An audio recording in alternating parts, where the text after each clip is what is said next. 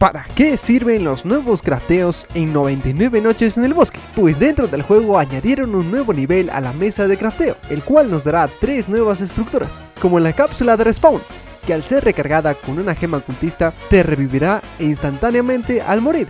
Recuerda que al intentar moverla perderás su recarga. También podrás craftear un acelerador temporal, que al recargarlo con una gema cultista podrás esquipear la noche completamente, muy funcional para cuando no quieras luchar contra los cultistas. Y por último, la máquina del clima, que igualmente por gemas cultistas podrás evitar todos los climas por los próximos 3 días. Suscríbete para no perderte más novedades.